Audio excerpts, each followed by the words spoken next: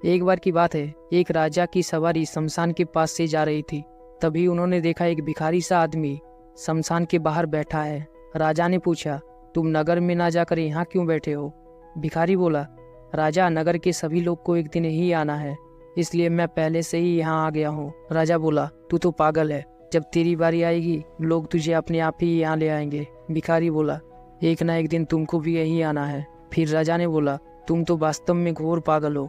ये मेरी मूल्यवान छड़ी है, इसमें हीरे मोती पन्ने आदि जड़े हुए हैं, इसे रख लो अपने पास, और अगर किसी को देना हो तो ऐसे आदमी को देना जो तुमसे भी ज्यादा पागल हो। कुछ वर्षों बाद राजा गंभीर रूप से बीमार हो गया। उसके बचने की आशा नहीं रही।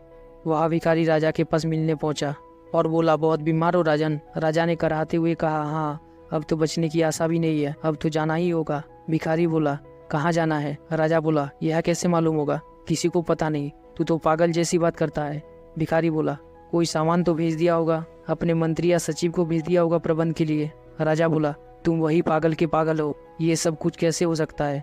भिखारी बोला, वहाँ चावल, आटा, दाल आदि भेज देते, सवारी के लिए कोई हाथी घोड़ा भेज देते।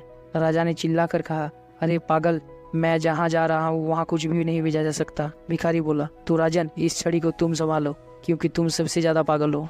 तुम्हें पता था कि ये सब तुम्हारे साथ नहीं जाएगा, तो भी तुम यह सब कुछ इकट्ठा क्यों करते रहे? ये हाल राजा का ही नहीं, अधिकांश लोगों का भी यही हाल है।